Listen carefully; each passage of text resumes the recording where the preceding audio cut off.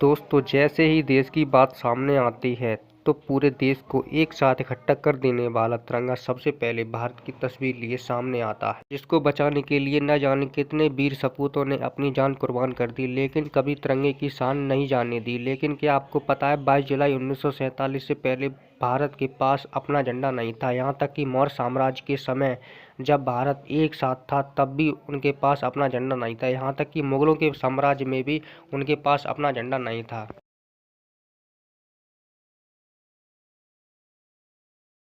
तिरंगा आज़ादी के बाद कैसे राष्ट्र ध्वज बना, इसकी कहानी हम इस वीडियो में बताएंगे। दोस्तों, आज़ादी से पहले भारत में 562 प्लस रियासतें थीं और इन सभी रियासतों के पास अपने झंडे थे। गुलामी के दौर में ब्रिटिश भारत का झंडा यूनियन जैक से प्रभावित था, जिसका भारत की संस्कृति व इतिहास से संबंध नहीं था। ये ध्वज भारत का नहीं बल्कि भारत की गुलामी का प्रतीक था। हालांकि भारत का राष्ट्रीय ध्वज अस्तित्व में कैसे आया, इसकी कहानी भी काफी दिलचस्प है। 20वीं शताब्दी में भारत के खिलाफ जैसे जैसे अंग्रेजों के खिलाफ भी आजादी का आंदोलन जैसे जैसे मजबूत हुआ, वैसे वैसे लोगों को एक राष्ट्रीय ध्वज की जरूरत महसूस हुई जो पूरे देश को एकजुट रख सके। साल 1905 में जब अंग्रेजों ने धर्म के आधार पर बंगाल का विभाजन किया तो उस समय उसका जबरदस्त विरोध हुआ। क्रांतिकारियों ने तय किया कि वो इस विभाजन के विरोध में राष्ट्रीय ध्वज डिजाइन करेंगे और इसे कलकत्ता में फहराएंगे। इस रणनीति के दौरान साल 1906 में सचिन प्रसाद बोस और कुमार मित्र ने एक झंडा डिजाइन किया। झंडे को कोलकाता के ग्रीन बाग में फहराया गया। उस समय अंग्रेज और हिंदू मुसलमानों को अपनी मुंह डालो और आज करो की मित में अपनाना चाहते थे, इसीलिए झंडे को इस तरह डिजाइन किया गया कि हिंदू और मुसलमान को एकजुट किया जा सके और उनके संप्रदाय में सौहार्द रहे। इस झंडे में हरे रंग के कमल बने हुए थे और बीच में वंदे मातरम लिखा हुआ था। साथ ही नीचे लाल कलर में चंद्रमा और सूरज बना हुआ था।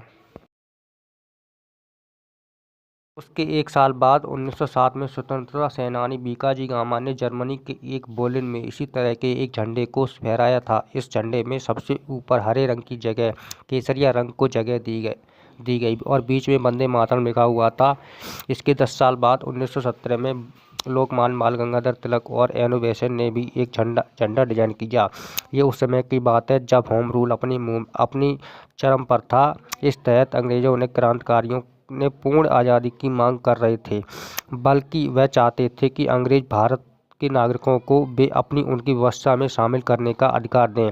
इसीलिए आंदोलन के दौरान जो झंडा डिजाइन किया हुआ उसमें यूनियन को भी रखा गया, लेकिन तब भी तिरंगे का कोई निशान नहीं था। हालांकि आज जो तिरंगा भारत की शान है उसे डिजाइन करने में पिगली बैकैया जी का बड़ा योगदान था, जो कि एक स्वतंत्रता सेनानी थे और उनका जन्म 2 अगस्त 1876 में आंध्र प्रदेश के कृष्णानगर जिले में हुआ था, जिसके लिए 1916 से लेकर 1921 तक पिगली बैकैया जी ने 30 देशों के राष्ट्रीय ध्वजों पर गहराई से विचार किया और 1921 में कांग्रेस के सम्मेलन में उन्होंने राष्ट्रीय ध्वज का अपना बनाया डिजाइन पेश किया। उस डिजाइन में मुख्य रूप में लाल और हरा रंग था, जिसे लाल रंग हिंदू और हरा रंग मुस्लिम संप्रदाय को प्रेरित करता था। बाकी समुदाय को ध्यान में रखते हुए महात्मा गांधी ने उसमें डिजाइन में सफेद पट्टी डालने की बात कही। महात्मा गांधी ने ही झंडे के बीच में चरखे को शामिल करने की सलाह दी, क्योंकि वो चरखे को ब्रिटिश हुकूमत के खिलाफ क्रांति का प्रतीक मानते थे। उनका कहना था कि चरखा भारत के लोगों को आत्मनिर्भर बनने के लिए प्रेरित करेगा और इससे आजादी के आंदोलन भी मजबूत होगा। इसके बाद अगस्त 1931 को कांग्रेस ने अपने सालाना सम्मेलन में तिरंगे को राष्ट्रीय ध्वज नेशनल फ्लैग के रूप में अपनाने का प्रस्ताव पारित किया। हालांकि तब इस ध्वज में लाल रंग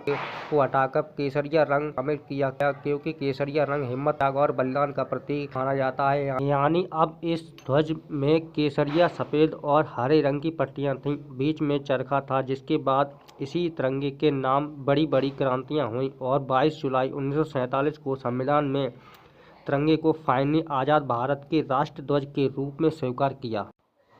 लेकिन इस ध्वज में चरखे की जगह अशोक चक्र को शामिल किया गया। एक नीला चक्र था जिसे अशोक चक्र भी कहा जाता है। अब ये बात समझने वाली हो जाती है कि आखिर ये तिरंगे में धर्म चक्र को क्यों शामिल किया गया। इसकी भी एक वजह है। धर्म चक्र का इस्तेमाल मौर्य साम्राज्य के सम्राट अशोक ने किया था। ये धर्म चक्र सम्राट अशोक के भारत की विशाल सीमाओं का प्रतीक है। उस वक्त पूरा भारत एक शासन व्यवस्था के दौर में बना हुआ था और सम्राट अशोक के राज में पूरा पाकिस्तान और आज का बांग्लादेश मौजूद था। हालांकि बहुत सारे लोग ये सवाल करते हैं कि आखिर तिरंगे के बीच में चरखे को क्यों हटाया गया। इसके दो बड़े कारण है। पहला कारण ये था कि तिरंगे पर चरखा होने से पीछे से उल्टा दिखा था। दूसरा कारण ये था कि चरखा भारत के गांव के आत्मनिर्भरता को दर्शाता था, जबकि नेहरू देश में बड़े बड़े इंडस्ट्रीज को भी शामिल करना चाहते थे। इसीलिए उनका मानना था इस पर अशोक चक्र होना चाहिए। उस जमाने में एच.बी. कामत भी इस झंडे में संशोधन चाहते थे। उनका कहना था कि अशोक चक्र के अंदर